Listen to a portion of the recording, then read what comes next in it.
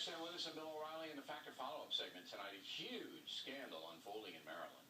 As we reported last week, 25 people have been indicted on federal racketeering charges, all of whom were associated with a jail called the Baltimore Detention Center. 4 prison guards, 4, were impregnated by a gang leader serving time inside the center. That man, Tavon White, also was allegedly running a drug ring from the prison. This was going on for 4 years before the arrest came down. This isn't the first time there was a scandal at a Maryland prison. In 2009, the feds charged 24 people, including 4 corrections officers, with drugs and weapon charges at the former Maryland Penitentiary in Baltimore. In both situations, Governor Martin O'Malley and the Secretary of Public Safety and Correctional Service, Gary Maynard, were in charge.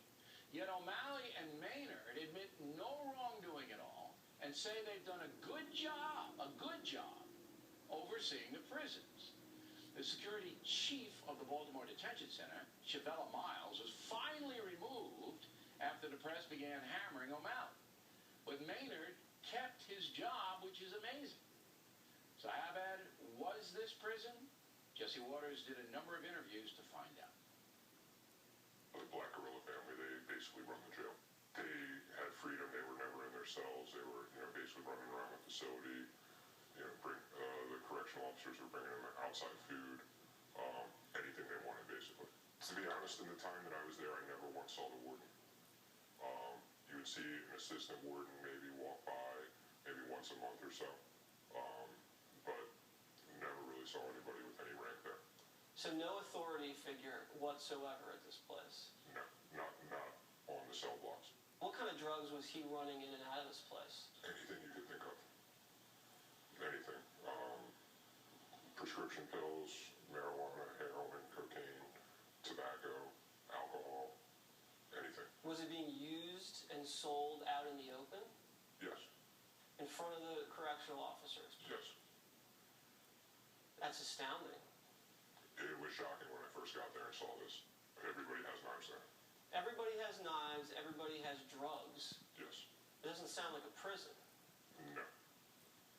Are you at all concerned about this new scandal as it's come forward? And do you feel that O'Malley and Maynard have been responsible in addressing it? I can't believe that a blind eye has been turned for as long as it has. I mean, it was so out in the open.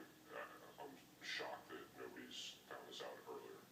And we were shocked as well. So Waters asked Governor O'Malley to explain, especially in light of a bill he signed 2 years ago, that makes it difficult for the state of Maryland to discipline corrupt prison guards. Governor, quick question for you. Are you holding anybody accountable for the Baltimore prison scandal? Absolutely we are. In fact, there have been 89 people terminated from the Corrections Service even before these 13. We initiated this investigation in this fight. Because the Washington Post and the FBI both said that a bill that you signed in 2010 allowed these unionized correctional officers a very permissive culture and allowed them to run wild. Yeah, well, that's How do you respond to that? I disagree with that assertion, and I don't believe that there is any impediment to our ability to root out corruption in our prisons. Then why, Governor, has this been going on for 4 years? Obviously, the state of Maryland is not controlling the prison system. And of course, once the Factor got involved, O'Malley went on the defensive. It's about the intelligence sharing. It's about connecting the dots. It's also about not being shy, regardless of, the cheap shots of Bill O'Reilly or other people take when you go after corruption. Yeah, sure, Governor. Reporting the truth is a cheap shot to you, but not to us. Waters then turned his attention to Gary Maynard, the guy in charge of the prisons, who inexplicably is still being paid more than $165,000 a year by the Maryland taxpayers. Now, people are calling for your resignation.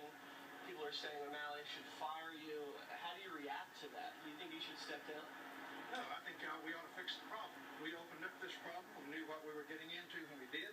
I think we ought to fix it, and that's what we're doing. And you think you're the man to fix the problem? I know I'm the man to fix the problem.